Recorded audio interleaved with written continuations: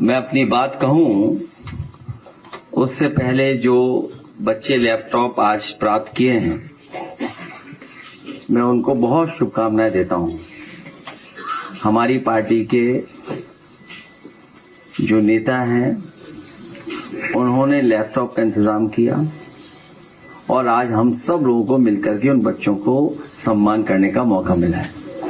ये नई व्यवस्था की है, सरकार नहीं है, लेकिन जो साथी सम्मान करना चाहते हैं टॉपर्स को, वो लैपटॉप लाते हैं और जिस दिन प्रेस होती है उनके सामने उन बच्चों का सम्मान करने का हम सबको मौका मिलता है।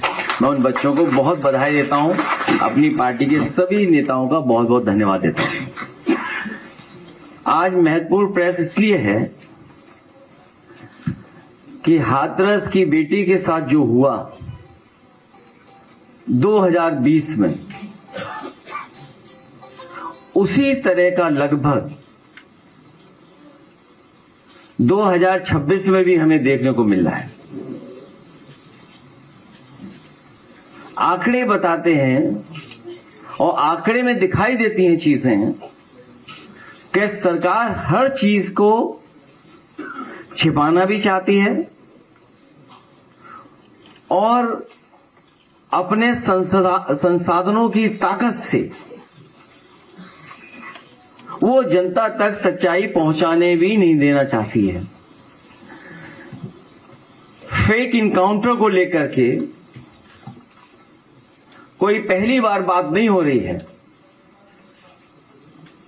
कल भी जो हमें आपको देखने को मिला, लगभग परिवार के लोग ये कहते हैं कि, और जो खबरें आ रही हैं उससे ये लग रहा है कि फेक इनकाउंटर करने की साजिश सरकार लगातार करती रहती है। मैं अपने प्रदेशवासियों से ये कहना चाहता हूं, आज हम एक बेहद खतरनाक और संवेदनशील मुद्दे को उठा रहे हैं, जो हमारे देश की संस्कृति, संविधान, विधान और स्वस्थ सामाजिक सोच के लिए एक चुनौती बन गया है। यह मुद्दा फर्जी इनकाउंटर का है। एक इनकाउंटर को सामान्य रूप से मुठभेड़ कहते हैं। जिस देश की सदियों पुरानी संस्कृति में मुठभेड़ की जगह मेलजोल की बात की हो और पूरी वसुधा को कुटुंब माना हो, वहां ऐसी हिंसक और आपराधिक गतिविधियों के लिए तब तक कोई जगह नहीं हो सकती जब तक कोई इसका जानबूझ करके अपने स्वार्थ के लिए दुरुपयोग न करे। फर्जी इनकाउंटर के माध्यम से मेंटल सॉफ्टवेयर को सेट किया जाता है, लेकिन अपडेट या अपग्रेड नहीं किया जाता, बल्कि आउटडेटेड, डाउनग्रेडेड बनाया जाता है। मैं ये बात दोबारा कहता हूं कि फर्जी इनकाउंटर के माध्यम से मेंटल सॉफ्टवेयर को सेट किया जाता है, लेकिन अपडेट या अपग्रेड नहीं किया जाता, बल्कि आउटडेटेड, डाउनग्रेडेड बनाया जाता है।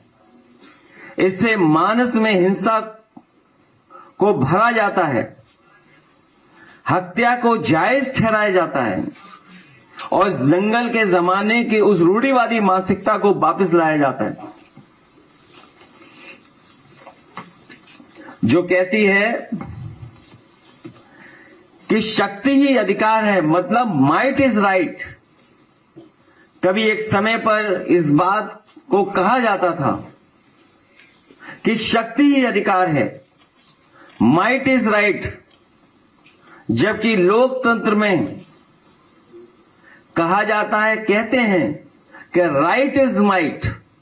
इसी कारण फर्जी इनकाउंटर लोकतांत्रिक व्यवस्था के विरुद्ध एक बहुत बड़ा षड्यंत्र है, जो संविधान में दिए गए न्याय के राज और सामाजिक न्याय के राज को भी सिरे से नकारता है।